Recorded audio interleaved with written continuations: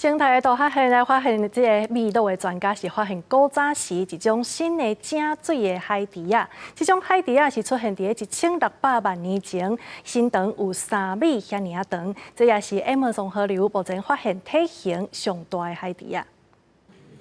古生物学家20对外展示伊上新的发现，也就是古早时代的淡水海猪化石，包括真大粒的头壳骨、甲部分分属的骨头，而且以秘鲁成为当中的水怪来给伊号名。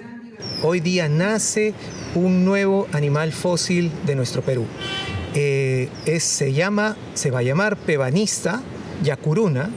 古生物学家表示，这种海猪分属长有3公尺至3公尺半，1600万年前捌生活在亚马逊河的水域。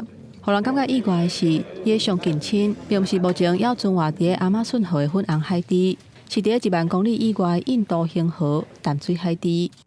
Los ancestros del pevanista y del pevanista de la Amazonía y del platanista de Asia, vivían en el océano.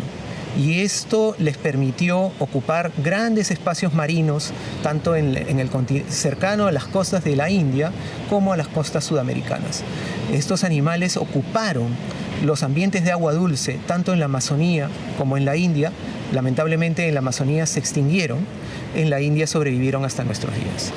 专家讲，古早时代海猪可能为着要找食的，为海洋收起河川，推论这届出土海猪的化石是亚马逊河前较大，发现体型上介大的淡水海猪。目前淡水海猪拢面临极大的危机，就是污染甲过度开发，互因就要绝种。因来另外一个研究团队，去年慢公布因伫秘鲁找到已经断种古早时代海洋继上秘鲁种的化石，估计体重有甲340吨，可能是有史以来体重上介重的动物。公司新闻张惠敏编译。